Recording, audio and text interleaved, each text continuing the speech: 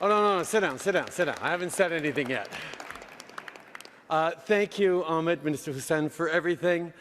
I'd like to start by acknowledging that we're on the traditional unceded territories of the Musqueam, Squamish, and Tsleil-Waututh nations. Merci à tous ceux qui se sont joints à nous, aux membres du Fonds pour l'environnement mondial et au PDG Carlos Manuel, aux ministres et aux représentants du monde entier, aux jeunes, aux dirigeants autochtones et aux dirigeants de la société civile. In the past few days here in Vancouver, we've made real progress to protect nature. And before I talk about that progress, I want to talk about the moment we're all in right now and why this matters so much, what you're doing here. Canada is in the midst of our worst wildfire season ever. In fact, we're at a point where it's hard to even articulate the devastation we've faced this summer alone. As we speak, tens of thousands of people have been evacuated in the Northwest Territories. Fires are ripping through British Columbia, as all of you have seen from the smoke outside. Every part of this country has been affected this summer, from wildfires destroying homes, to communities welcoming evacuees, to respiratory problems aggravated because of smoke that travels hundreds of kilometers. A few days ago, I met with evacuees from the Northwest Territories. And earlier today, I was in Kelowna, West Kelowna and West Bank First Nation, which have been hit incredibly hard by fires, to meet with local leaders. And as I thanked some of the local firefighters, it was especially poignant to know that for a number of them, even as they were fighting against blazes in one part of town, they knew their homes had just been destroyed in another part of town.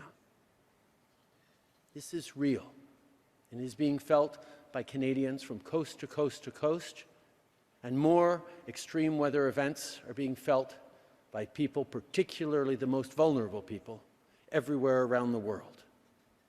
For us here in Canada, keeping people safe is always job one. That's why we've deployed the Canadian Armed Forces to help fight fires, and we're supporting provinces and territories with everything from equipment to evacuation plans. And as we've done for places across the country, we'll be there to help people rebuild their lives and their communities. So that's the context in which this meeting has been held. Wildfires across Canada in a summer of deadly heat waves, droughts, and storms across the world. And when we ask ourselves why these disasters are happening, and with a level of devastation that we have not seen before, the answer, of course, is complicated. But we know that climate change is key to the story. Hotter, drier springs that turn into hotter, drier summers, for example, which turn our forests into giant tinderboxes. And we know that nature loss plays a role too. As we lose natural ecosystems that would normally absorb the pollution that drives climate change, things get worse. And then, in turn, more ecosystems are lost, fueling a vicious cycle. To put it in perspective, wildfire emissions in Canada for this season alone are already over twice our record for a whole year. The disasters we're facing as a world are not just bad luck. Of that, there is no question. They are being driven by climate change and nature loss. The question is, therefore, what are we to do about it?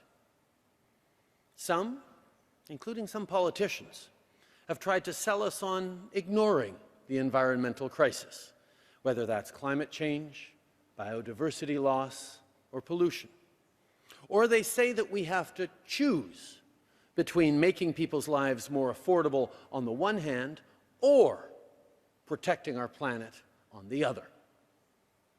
Well, that's just plain wrong. I wake up every day and think about how I can help make life more affordable for Canadian families. That's what our grocery rebate, or our work to build housing, or our $10 a day childcare is all about. And I also wake up every day and think about how to keep people safe from things like wildfires, and how to protect the world that our kids and grandkids will inherit. These goals don't contradict each other. In fact, working on one must help us achieve the other. And I'm not just talking about how our pollution pricing cuts emissions while putting money back in people's pockets, although of course it does. I'm talking about how protecting nature helps us create jobs and support local growth. En décembre dernier, le Canada a accueilli le monde à Montréal pour la COP 15. Et l'engagement mondial de protéger 30% des terres et des eaux de la planète d'ici 2030 a attiré beaucoup d'attention. Et ça le devrait, parce que c'était une réalisation majeure. Mais ici au Canada, ça fait des années qu'on redouble nos efforts.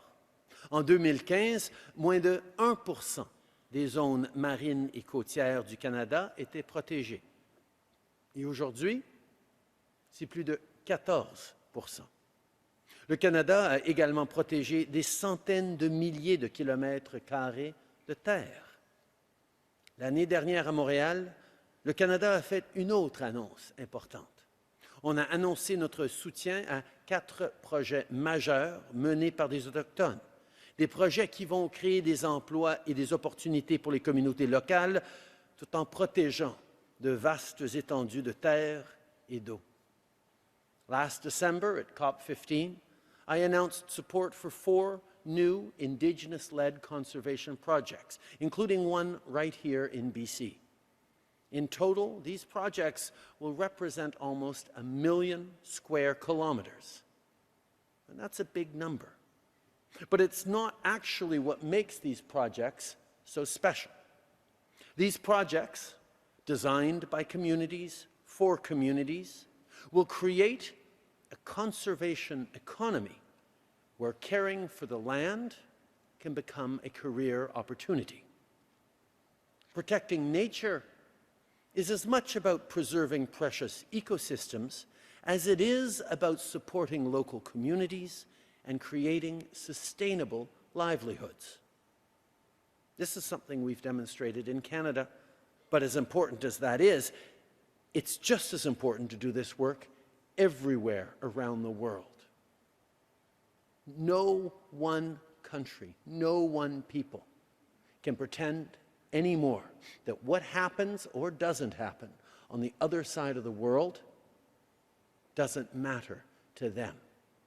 And not just doesn't matter even in an abstract way, but doesn't matter in a concrete, affect your daily lives way. These past few years, whether it's been through a pandemic, through global economic crises, through conflict, or through climate change, we have all learned just how interconnected we are and how directly responsible we must be for each other. No country and no people can simply shrug off what happens on the other side of the world as their problem, not ours. People and communities everywhere need to see investments that will secure their future, both their economic well-being and the well-being of the nature that supports them. And that's why the work you have done here in Vancouver matters so much. In Montreal at COP15, the world agreed to set up a new global biodiversity framework fund to help protect nature, halt biodiversity loss, and build a sustainable future for generations to come. Here in Vancouver, together, we have launched that fund in record time. I'm looking forward to seeing contributions from leaders at upcoming international summits this fall, and I want to recognize the contribution that has already been announced by the United Kingdom. For our part, as the host location for COP15 and this Assembly, Canada stepped up as the first country to contribute with $200 million.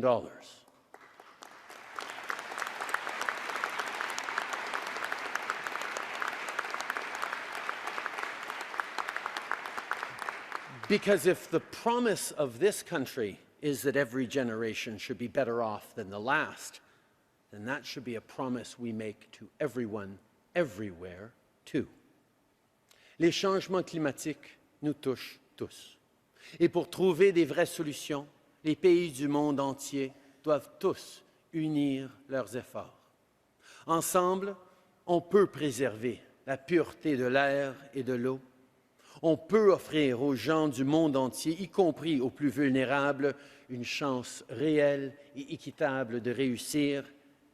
Et on peut bâtir un avenir qu'on sera fier de laisser à nos enfants. It's time we secured the promise of a better future for everyone. And that is exactly what we are all doing here today together. Thank you very much, my friends.